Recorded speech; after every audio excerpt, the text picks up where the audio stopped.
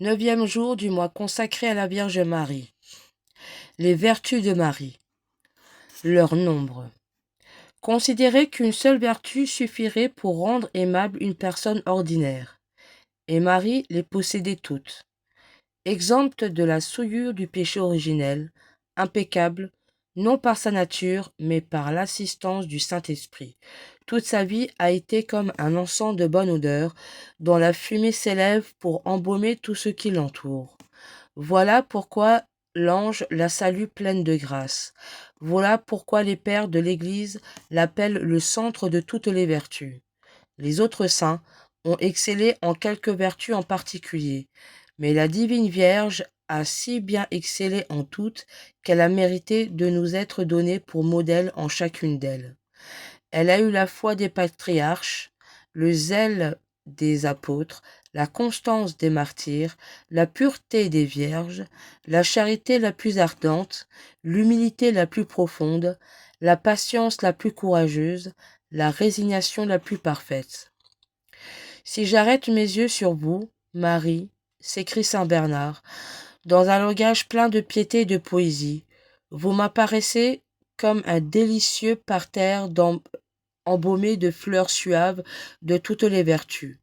Un poète est allé jusqu'à comparer la Sainte Vierge au ciel, en montrant qu'il serait aussi difficile de compter les étoiles qui décorent la voûte du firmament que les vertus qui ont si magnifiquement orné le Saint-Cœur de la Mère de Dieu.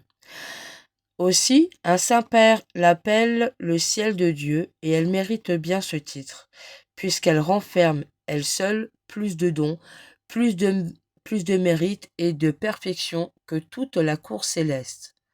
Souvenons-nous que le culte le plus agréable que nous puissions rendre à notre Mère bien-aimée, c'est assurément l'imitation de ses vertus. Ce serait renoncer au titre d'enfant de Marie, que de ne pas avoir avec elle au moins quelques traits de ressemblance. Je vous ai donné l'exemple, nous dit-elle, soyez mes imitateurs, comme je l'ai été de Jésus, mon Fils. Malheureusement, nous ressemblons peu à ce beau modèle, que notre cœur est pauvre en vertu. C'est à peine si nous avons fait le premier pas dans la voie de la véritable justice. Vierge admirable, mon modèle, je veux vous imiter à l'avenir, afin que je puisse dire de vous ce que saint Paul disait de votre Fils. Je vis, mais ce n'est plus moi, c'est Marie qui vit en moi. Leur perfection. Puisque Dieu a voulu se choisir une mère, dit saint Justin, il a fallu qu'il s'en choisisse une dont les vertus soient les plus parfaites que celles de toutes les autres créatures. Que me présentez-vous de plus parfait que Marie ? Demande un saint docteur. Ce ne sont ni les prophètes, ni les apôtres, ni les vierges, ni aucune autre créature, soit visible, soit invisible, disait saint Jean Chrysostome.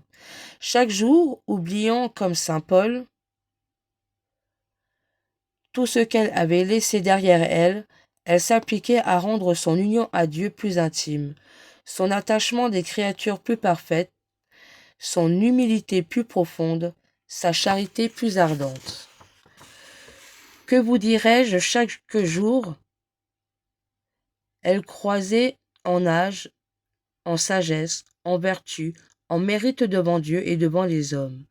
D'ailleurs, n'eut-elle pas l'avantage d'avoir constamment sous les yeux Jésus, le modèle de toute sainteté, qui ressentit un aussi vif désir de sa mère, si aimante, d'en retracer les traits ? C'est donc avec raison que l'Église l'appelle le miroir de justice, où l'on reconnaît le portrait de l'homme-dieu. Bossuet a dit avec vérité, « Qui voit Marie, voit Jésus ». Mais nous imitons bien mal un si beau modèle. Nous bornons à une vertu vulgaire toutes nos perfections. Et fatigués, pour ainsi dire, d'avoir mis le pied sur le dernier degré de l'échelle de Jacob, nous ne cherchons pas à monter plus haut. Voilà pourquoi nous sommes si faibles, si chancelants.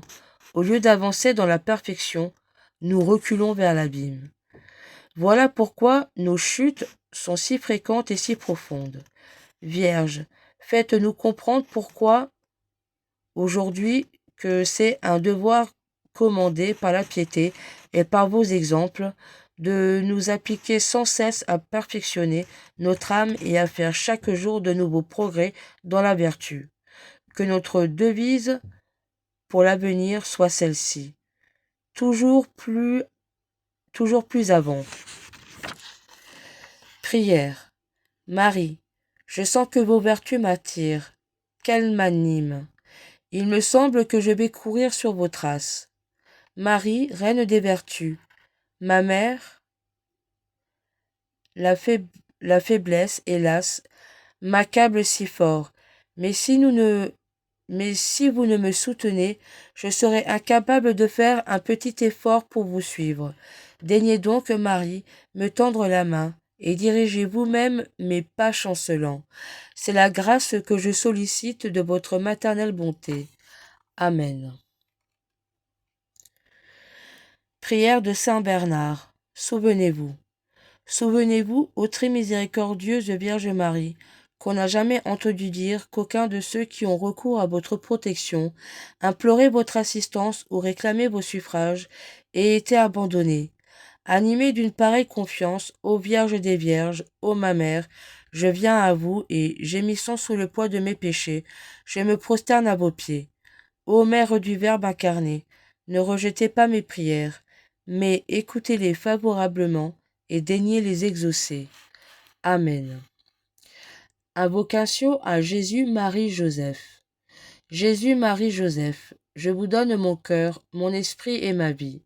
Jésus, Marie, Joseph, soyez mes défenseurs pendant mon agonie, Jésus, Marie, Joseph, que doucement j'expire en votre compagnie.